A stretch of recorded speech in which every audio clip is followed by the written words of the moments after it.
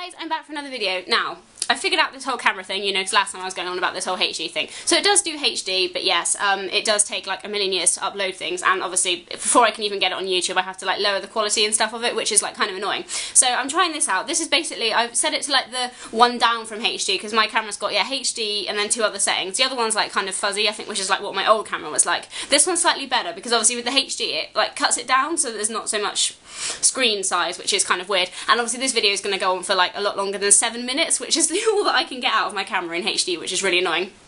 So I've decided to do it in the like slightly like lower quality, but it still looks like really good to me. So I'm just gonna like see how this goes. I'm still getting used to the way that my voice sounds on this camera. It's like so bizarre compared to my last one. But I guess a lot of people commented and said it was good because it makes them able to understand me.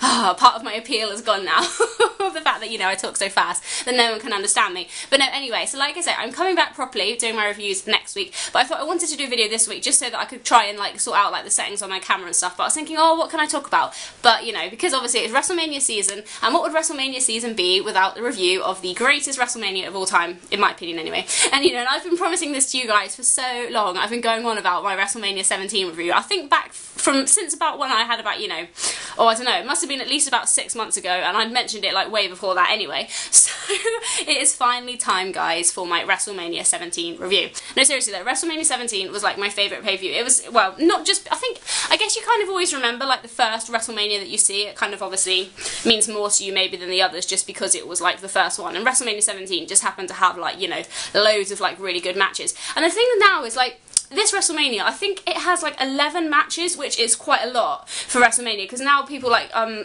my forums and stuff, people have been talking about like the Wrestlemania card, and they're like, oh, well, you know, you've got The Rock and Cena, Undertaker, Triple H, and you've got the 2 title matches. That only really leaves space for, you know, about 2 or 3 more matches, and I'm like, hello, this one had like 11. You can fit so many more matches in. I know, fair enough, like on this pay-per-view, the undercard wasn't, you know, filled with like, you know, really long, like, you know, battles or anything. It was like quite short matches, but it doesn't really matter as long as, you know, they fit into WrestleMania. I think you can have like short matches. I mean, come on, a few years ago, I mean, look what happened with Rey Mysterio and JBL. That was like 5 seconds. Bear in mind that was a terrible match and it was like really weird. But still, anyway, I'm kind of going off on a tangent now. So no, WrestleMania 17, obviously it was in Houston, Texas. It was probably, well, it was one of like the, like, obviously not compared to now because they always have WrestleMania in stadiums, but at the time, the attendance for this WrestleMania I think was quite big. I think there was like 60, well, almost 68,000 people there. So that, you know, was quite big, like especially compared to like obviously like, well, I know WrestleMania is always, I'm kind of rambling, WrestleMania obviously is always bigger than all the other pay-per-views, but obviously because that was the first one that I saw, I was like, whoa, that is like a lot of people in that arena, and I thought, you know, that was really cool. And I think it was kind of not long after that where they started branching like WrestleMania more into like kind of like outdoor stadium kind of places. It was like kind of one of the last ones where it was like an actual proper like indoor arena. Anyway, I'm going to stop rambling now. So, we had the first match, and this was a strange kind of owning match, really. I know, obviously, you've got to have, like, a match that's going to get people's attention, because, obviously, if you just put, like, a really, like, low undercard match on first, you know, people might not, you know, get that into it straight away. So they had Chris Jericho versus William Regal for the Intercontinental title as the opening match. Obviously, Chris Jericho, you know, was, like, a proper, like, real face then, you know, so he was really popular. That's probably why he was in the first match. But, this match was, like, really short, which was, you know, quite surprising. It kind of, yeah. I don't even know what I'm talking about. I haven't done a review for so long that, you know, this is like not coming like naturally to me anymore. But William Regal hits a nice top rope double underhook suplex. Jericho goes for the walls of Jericho, but it gets reversed into the Regal stretch. But then Jericho managed to counter back, and I found his like little weird, like, you know, not his weird, what did I say that for? His like finishing like kind of moves was really odd, because he like normally obviously he hits the bulldog and then goes to the lion salt, but he did the bulldog, then picked Regal up and did like a power slam, and then hit the lion salt, and it just kind of didn't make it seem like such a smooth kind of win. But anyway, no, it was kind of such a really, you know, it was literally only just over 5 minutes, and Jericho just kind of won with the lion salt then, and I think the crowd were kind of more shocked because, you know, it just happened so fast. But you know, so the win for Jericho, he retained his title.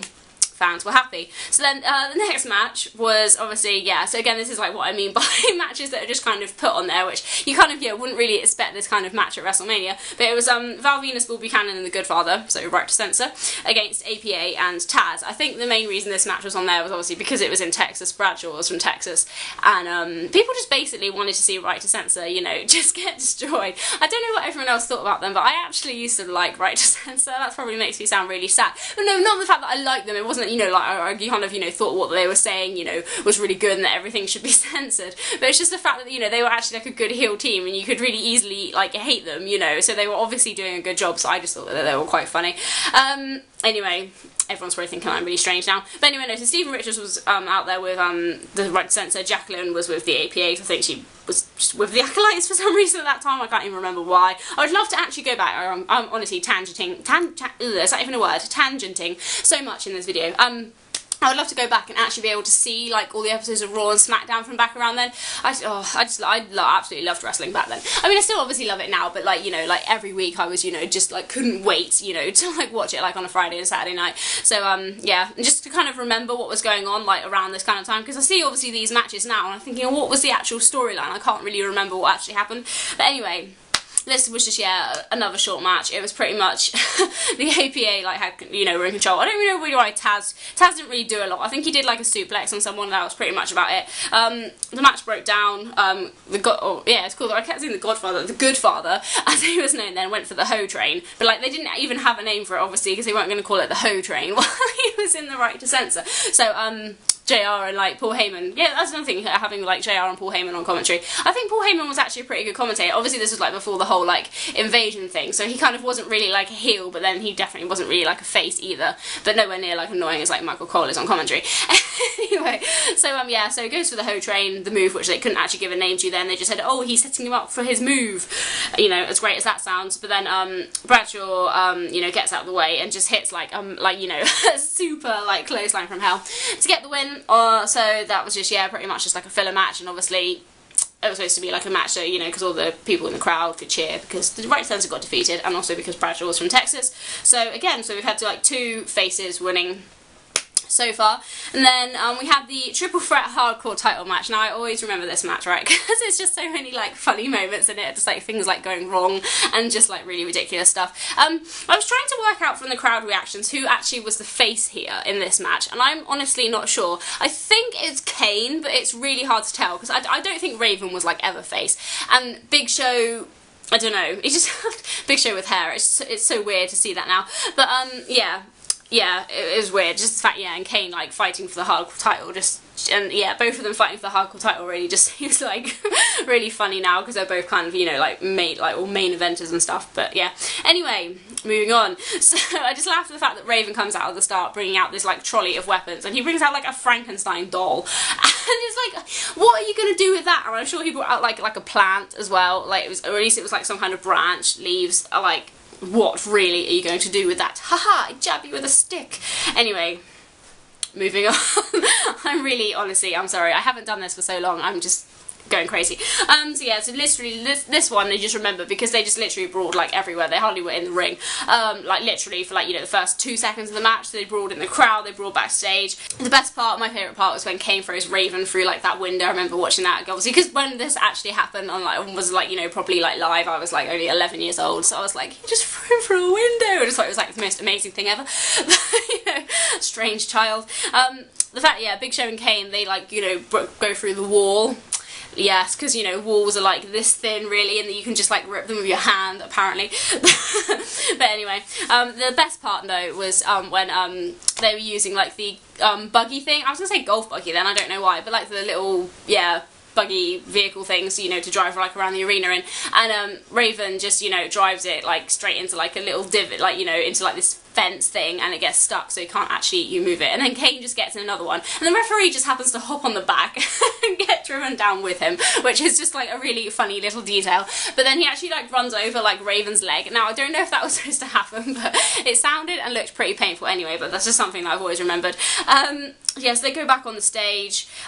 Kane like boots, Big Show's about to, I think he's either about to chokeslam or do something to Raven off the stage, but Kane just big boots them both off, and then Kane runs off and he hits a leg drop apparently on Big Show for the win, but he literally just looks like he runs and goes yeah and just like falls on him. So anyway, that was just a really random match, and I just remember it just for being like, you know, just like really crazy and all these like really random spots happening. So that was that.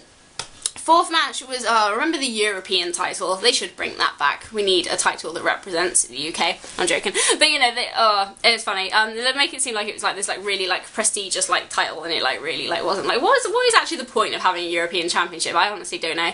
But anyway, it's like I represent all of Europe by wearing this, and it's like, right. So Eddie Guerrero versus Test, and now it's just like really sad to think that both of those guys are actually dead now. It's when you watch it, I just felt really, I feel really sad when I watch Eddie Guerrero like matches, because it's like, oh, obviously in Test as well, but obviously because I was more of a fan of Eddie Guerrero than I was of Test. But anyway, I'm like kind of rambling.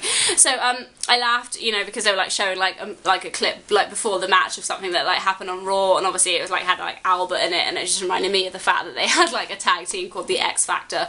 Oh dear, that's just hilarious. Wasn't it like just incredible, X-Pac and Albert? I mean, what a team. Anyway, so Perry Saturn accompanies Eddie Guerrero out, and he's wearing like, you know, remember he used to wear those like crazy like white big fluffy hat things, which were like really weird. Test get his leg caught in the ropes, and like Perry Saturn obviously keeps like, you know, helping Eddie Guerrero when the referee's not looking. Towards the end, Eddie Guerrero goes for the frog splash, but it gets countered. Test goes to the big boot, but that also gets countered. Test manages to hit the pump handle slam, but that only gets a 2 count. He hits the big boot, but then Dean Malenko runs out to the ring and pulls Test off. You know, and it's so stupid, right? Surely, right? I know you're supposed to, you know, not like kind of criticise every little thing, but like when like surely if you were a referee and you were counting 1, 2 and you were pretty sure they were going to win, and all of a sudden the person who is like, you know, making the pinfall suddenly goes whoa and like flies backwards, you would realise that somebody had pulled them off, right? Surely they wouldn't just, you know, automatically fly off of their own accord.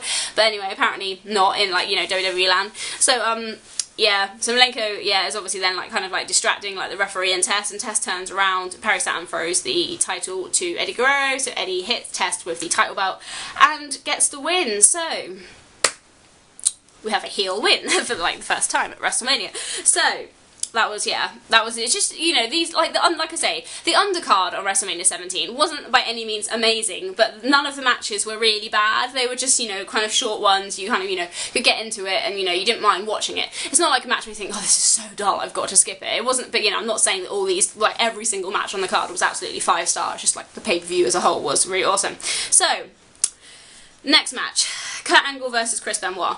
Now, as you guys probably know, I was never really a massive fan of Chris Benoit anyway. It's just, you know, I've never really been into the whole kind of technical style, like all the submission stuff. That just doesn't really appeal to me. Some people love it, fair enough. I prefer more kind of, you know, like cruiserweight kind of matches, that kind of thing, like high-flying top rope kind of stuff, and obviously like, you know, table, ladders, chairs matches, that kind of thing. That's just been the style that I've always preferred. So like to me, this match, you know, I mean, it was good. Like I actually like this match, Kurt Angle and Chris Benoit, don't get me wrong, but it's just not something that, you know, I would like to sit and watch, like, you know, all the time, because it's just not my favourite style. And I don't know what everyone else thinks, because like I say, because I've never really been a massive fan of Benoit, obviously, because, you know, of what happened, you know, with like Benoit and his family and stuff. I don't know how it affects like other people when they watch his matches. Like, does that cloud your kind of, you know, judgment on like, you know, his actual wrestling style, if that makes sense? Like, to me, because I don't really like the guy anyway, you know, when he actually was like wrestling and stuff, I don't really think that much different about it. Obviously, you can't really help but think about it when you're kind of watching it, but it's not like I'm thinking, oh, you know, I can't watch Chris Benoit matches anymore. But I don't know what other people think when they kind of like watch his stuff, whether they just kind of put that to the side when they're actually watching his wrestling, because some people, like on like the forum I go on, some people say, oh, you know, I don't like watching Benoit matches anymore because, you know, I don't want to watch anything that he's done, and it's like, okay then, fair enough, but I don't know what you guys think. Anyway, I'm really rambling. How much time do I even have left?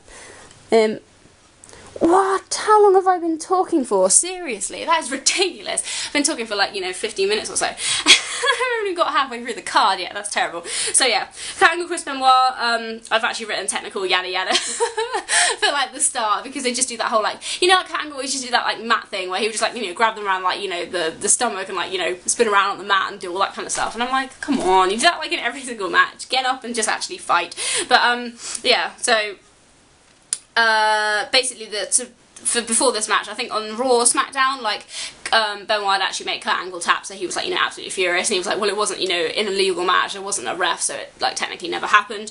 So that's kind of like the whole thing like going into this match. Benoit locks on the crossface, halfway through the match, but you know, the ref doesn't see. I think is he even knocked down or something? I think he must be knocked down or something. But you know, Angle's tapping, you know, so Benoit's like, oh, you know, so has to like obviously let go of the move to try and get the ref up. But Angle hits the Angle Slam, only gets a 2 count. Then he goes for the moonsault, but Benoit manages to get his knees up. Benoit hits a diving headbutt, but that only gets a 2. And then Kurt Angle like goes for a pinfall, but then he like kind of, as like the referee like counts like to 2, he like grabs like Benoit's tights like to help him get the end, like to get the ending, to get the pinfall. I can't talk, you know. So it just seemed like a really weird sudden ending, you know, for a match like that, and it was a bit like, oh, I wasn't expecting it to like, you know, end that way. But you know, Kurt got the cheap victory, obviously, because you know he's the heel here, so it kind of made sense. But then after the match, Kurt Angle's being interviewed by Kevin Kelly, you know, and Kevin Kelly's like, oh, you know, you must respect Benoit after that performance, and Kurt Angle's like, respect? Are you serious? I don't respect him. But then, like, Benoit appears and just, you know, starts pummeling Kurt Angle and beating him up and puts him in the crossface again, and makes Kurt tap again. So that is that. And then we have the women's title match. Now, this obviously isn't like a 5-star match by any means. Obviously, it was Ivory versus Chyna. Ivory had been the women's champion, I think, since about October kind of time. She beat Lita, which was like gutting for me at the time, because obviously Lita was like my absolute favourite. So Ivory, and you know, was just really annoying. Everybody just couldn't, like, you know, stand her because she was like part of like the right to censor. Chyna had, you know, because obviously like, the year before she was always fighting men, she'd kind of come into like the women's kind of division, but I think it was Val Venus pile-drivered her, like, you know, was it like the Royal Rumble or something, and like supposedly broke her neck. She'd come back, she'd fought Ivory once but re-injured her neck again, and like before this she made Ivory like sign this like contract thing to say that, you know, the right to censor couldn't be there at the match, but then Ivory made Chyna sign this thing, you know, to say, oh, well, if you break your neck again, you can't, you know, you've got nothing against me, you know, you can't take any legal action or anything. So she said, okay, that's fine. But obviously Chyna, you know, actually was fine. There was actually nothing wrong with her. She was like completely fine. So she signed this thing. So it was like just Ivory on her own, and Chyna pretty much like destroyed Ivory. She just, yeah, hit the power bomb, hit the military press, and just kind of, yeah, won. So that was pretty much that. I can't really talk about that much more. A lot of people are like, oh, what a terrible match, but it served its purpose. At the time, everyone just wanted to see Ivory get destroyed because, you know, she was just like this really annoying heel. And that's what happened. That's the whole point. That's what WrestleMania is generally all about, is, you know, kind of like ending kind of feuds and storylines that have been running for a while. That's what it's supposed to be. Now, I'm wondering about how much time I've got left, because I've got like now to talk about like all like the kind of like main events. Now, this is where like, you know, the undercard kind of stops, and from here on, with the exception of maybe the Gimmick Battle Royal, it's all the kind of like main event kind of matches, and this is like the part of WrestleMania that, you know, was really good. So it starts off with Vince McMahon facing Shane McMahon in a street fight. Now, I don't know why, but I always have really loved Shane McMahon's matches. Even though he's not like a trained wrestler, I just think that his matches are really good. Like, you know, this one, his matches against Kurt, King of the Ring, ambulance matches, and the Last Man Standing match against Kane. You know, I've just like really enjoy like most of his matches. And this one was no different. So Mick Foley was the special guest referee in this. You kind of, yeah, you have to think back like the storyline like surrounding this. Vince and Linda kind of got like a divorce. I think it was like around in like the January, February kind of time, and Linda had like gone into this kind of, I can't think what it was now. Basically she was in a wheelchair though, and she was just completely sedated like all the time. She just couldn't move, didn't walk, didn't talk, or like do anything. She was just kind of like in this like kind of yeah, sedated state.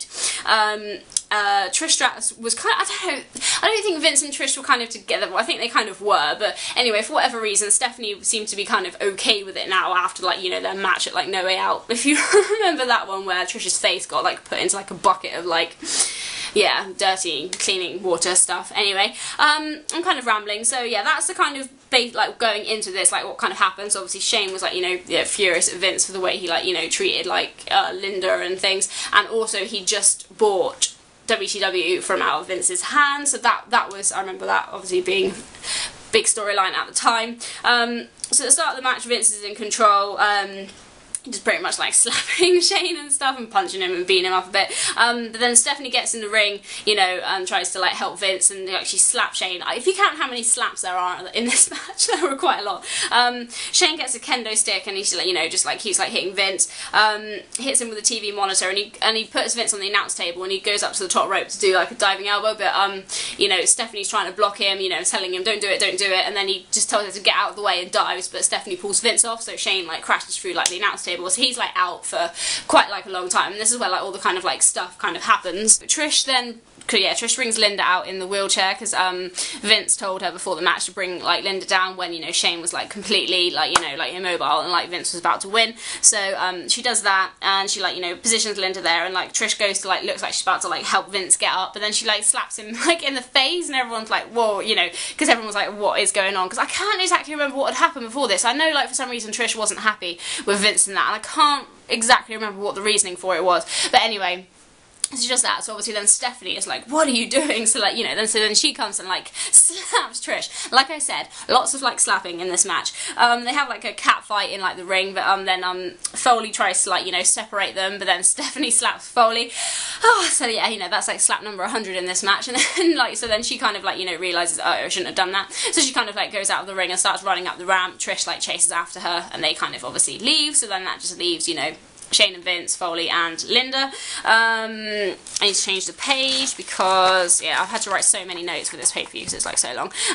So then Vince like takes out Foley with a chair because, you know, he like looks like he's gonna like, Vince looks like he's gonna go after like Linda because he like calls her like a bitch, you know, and stuff, and like JR's like, did he just say what I think he just said?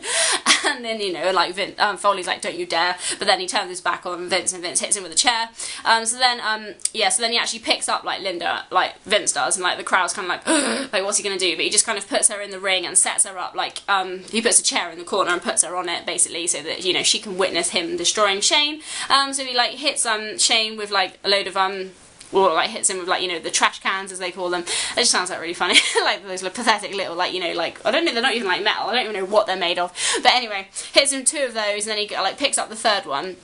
And he like goes to Linda, you know, I just love this. This is just like my favourite part of like the whole match, just like for like the crowd, you know. So he picks up like, you know, like the 3rd trash can, is about to hit Shane with it, he turns around like, oh, you want more, you're gonna love this, 3rd time's a charm. So turns around, you know, like lifts like the trash can above his head to hit Shane, and just Linda just like stands up, and like, you know, this, I just always remember this part of like, just like the whole crowd just like starts like cheering and like stands up, you know, and Shane's like, you know, behind you, and Vince turns around and is just like horrified, and Linda just kicks him like, you know, in the private parts, which obviously was awesome. He deserved it at the time.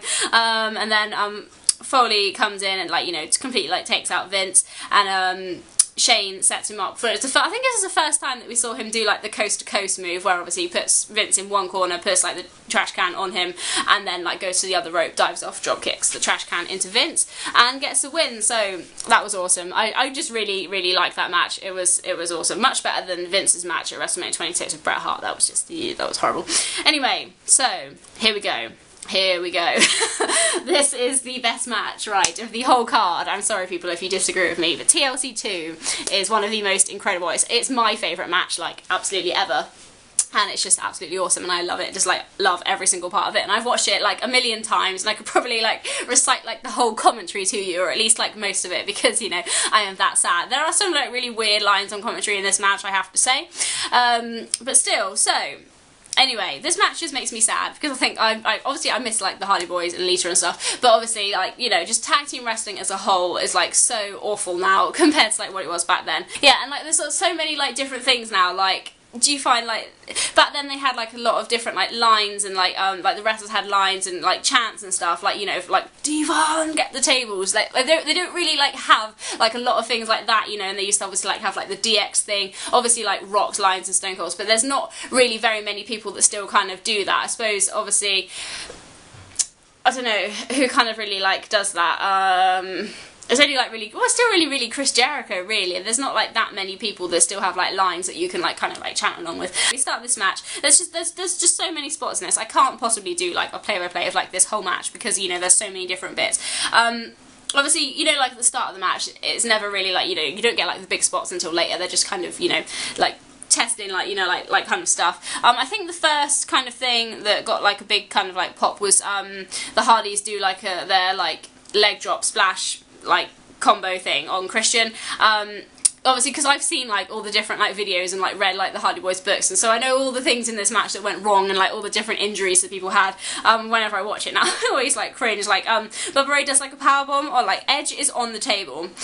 Bubba Ray powerbombs Jeff onto Edge through the table, but doesn't like throw him far enough. So like just like head, like the real back of his head hits Edge and like almost like kind of like, you know, knocked him silly, which wasn't good. As they call it in their books, the go home spot, where because yeah, this match got cut short. You know, they were supposed to go on for a lot longer, but they got told that they had to cut down time. Whether I think the Vince and Shane match went on a bit longer than planned, so all of them like set up the ladders in the middle, and all 6 like guys were like climbing up to the top. Obviously none of them stayed up there, they all like kind of like fell down, and this is where it like leads into like the kind of, you know, like the real kind of big spots in this match. At the time obviously Spike Dudley was with the Dudley Boys, so Spike runs out and hits the Dudley Dog on Christian. So Christian's on the top rope, he's on like, is either on the apron or the top rope, and he runs up and hits a Dudley Dog, so from the inside of the ring onto a table on the outside, which was a nice spot. So Rhino comes, Rhino was really good, I used to like Rhino, just gore. I actually wrote spear on my notes, which is terrible. How could I put spear? It's the gore.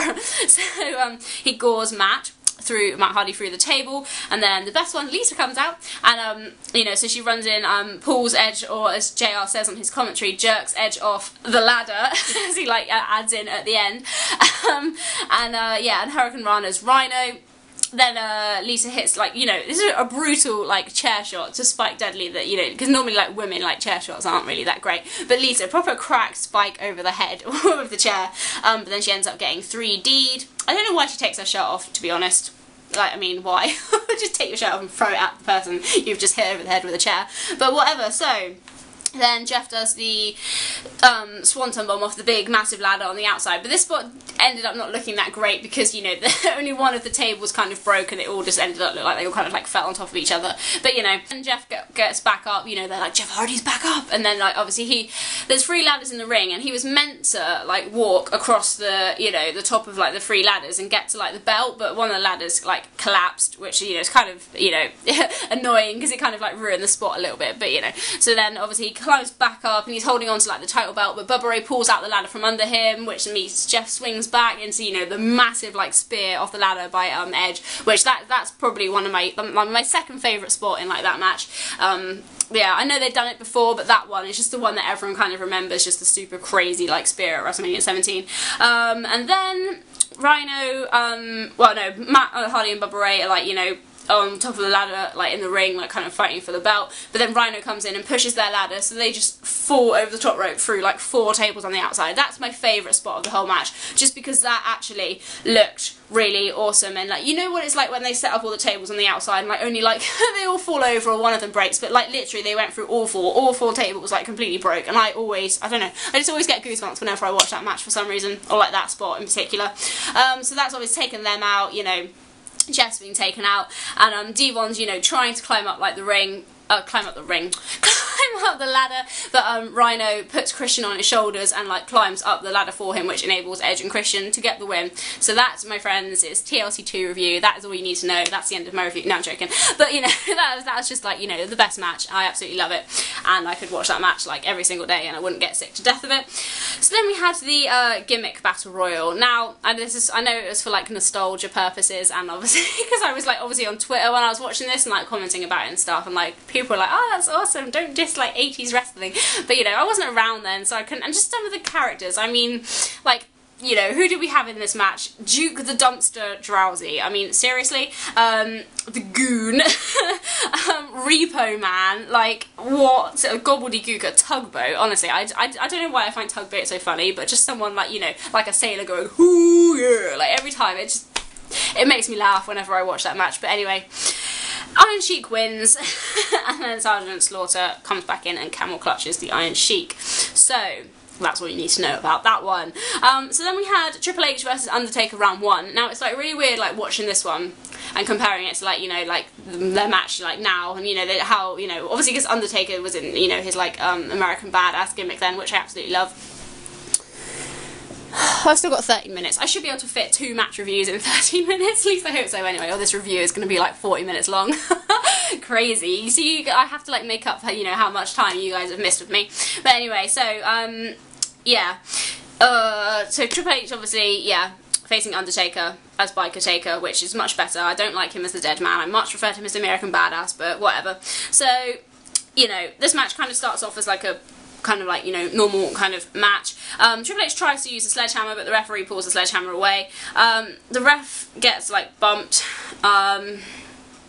Yeah, the ref gets bumped. He hits the, well, Undertaker manages to hit the choke slam, but that only gets a 2 count when the referee kind of comes back around. So obviously then Undertaker, you know, is like, what? And just takes out the referee, just like starts pummeling him. So it's like, okay. And this is like the most hilarious thing ever. I mean, okay, fair enough. I get it that, you know, refs, if they get hurt, they get hurt. But this ref was down for like, I don't know, it must be about 20 minutes in this match. It's like, are you serious? You got punched like twice.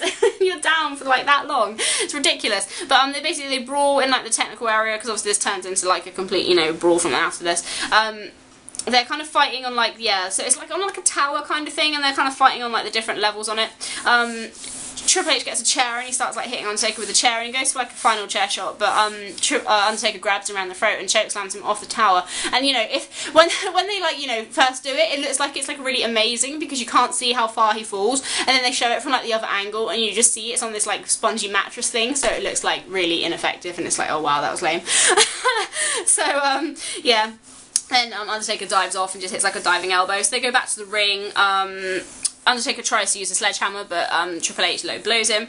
Yeah, I'm getting well confused here. Undertaker manages to hit the pile driver, but there's still no referee. So, you know, he kind of goes to like wake him up, get him up, but then he goes to the last ride. I just always remember this bit as well, because you know that you see the sledgehammer there, and you just know that Triple H is going to grab it. So obviously, because Undertaker's oblivious, Triple H picks up the sledgehammer while being like set up for the last ride, and then Triple H just like wham, and like just like jabs Undertaker on the head with the sledgehammer. So you know, he manages to get out of it. Then that only gets a 2 count, and I just laugh. Triple H's reaction here is brilliant, because you know, if you think the reaction of, you know, his face when Undertaker kicked out of the pile driver last year, he was just like literally like on the floor, like banging his like, you know, fists on the floor and just going completely crazy. It's hilarious, absolutely love it. But then yeah, so Triple H gets Undertaker in the corner, and he climbs up, you know, onto the top rope and tries to do like the 10 punches or whatever, but then you can see it coming from a mile off. Undertaker counters it and turns it into a really awesome last ride, which he just like literally throws him right across the ring and gets the win. So that takes Undertaker up to 9-0, and it's just so weird. You think that, you know, that was like, you know, 11 years ago now. Absolutely crazy, you know.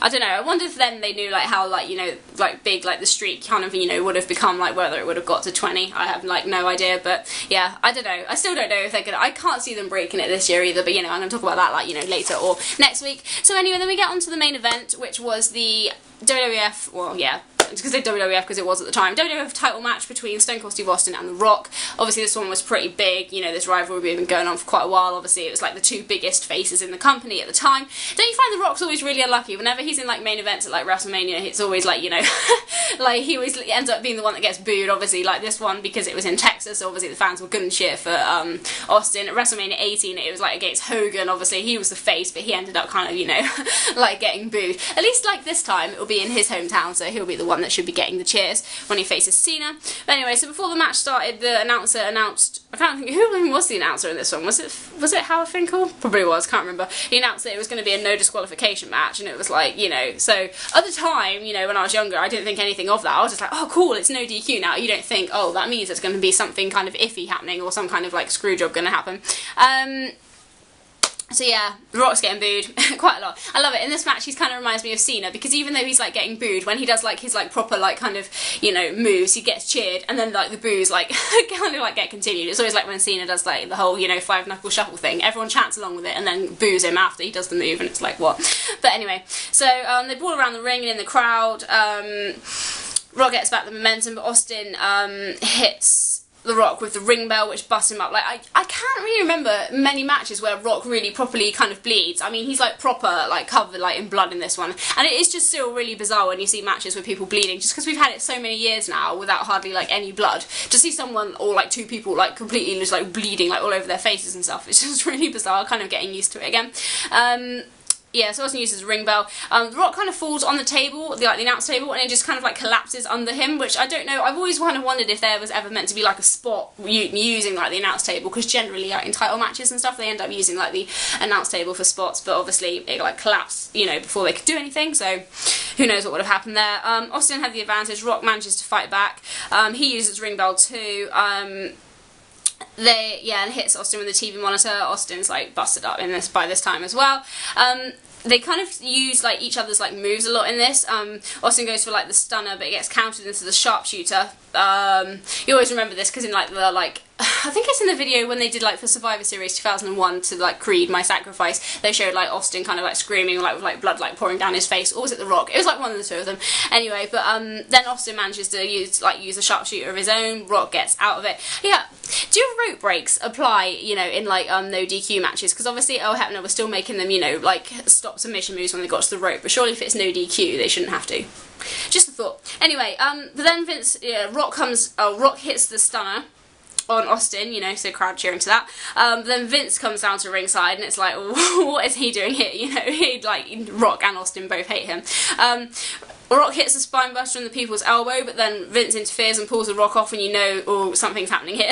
You know, so Rock chases Vince Rock chases Vince around the ring, climbs in the ring, and then ends up getting rock bottom by Austin. I just love that about this match, that they keep like hitting each other's like moves. And I always find that when other people do other people's finishes, they tend to look better, which is like really weird. But I still think the Rock is the best way. He like takes, you know, the stunner the best. I mean, sometimes he over exaggerates how far he like kind of bounces. My legs are gone completely numb. I can't feel my feet. Anyway. So, that happened. The ref gets bumped. Vince hits the Rock with a chair, but that only gets a 2 count. I think does Austin hit, or does the Rock hit the rock bottom? I think, yeah, the Rock hits the rock bottom and he, like, you know, tries to, like, take out Vince, but Austin hits a stunner, but he gets kicked out. Austin, this is Austin's, like, best reaction in the match. He just kind of sits up and just stares, like, he just can't believe, you know, the Rock kicked out to that. But then he hits Rock with a chair, that only gets a 2 count, and then he just goes absolutely mental and hits the Rock, like, with 16 chair shots to, like, the stomach and, like, the head and stuff. I really need to move because I can't feel my feet. That's, like, really, really horrible. Painful. Yeah, so then Austin obviously wins after that, because Rock doesn't kick out, and then after the match obviously he shakes hands with Vince and everyone's just like, what? How could you do such a thing? And JR's just going completely crazy on it. It's like, he sold his soul to Satan himself. He just always like remember that line.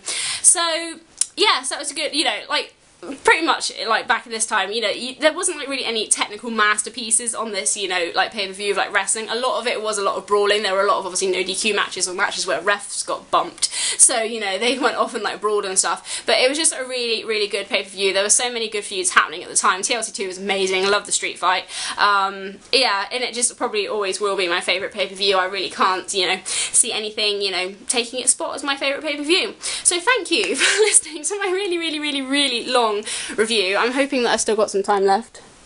Oh, I've got like 5 minutes left on my camera. So yeah, I'm actually not going to get time to talk about the current state of WWE, but I will next week. It'll probably be, yeah, I don't know when I'll do my review actually, because darn, I'm working Wednesday next week instead of Thursday, so I don't know when I might just do like a review at the end of the week, like a combined Raw and SmackDown, but I mean I'll see how like the time goes and see what happens. But no, so anyway, thanks for watching this. Hopefully it's not too unbearable. I hope you can understand me, and I will see what happens with like the quality of this when I actually upload it. I haven't got internet. There's probably no point me saying this now, but I haven't got any internet at the moment. I don't know when it's going to come back, but I've actually recorded this on Wednesday. So we'll see when I can actually get it uploaded, but we've been on the phone to BT endlessly trying to get them to fix it, so hopefully they will soon. Anyway, thank you for watching this, and I will see you guys next week with another video. Bye!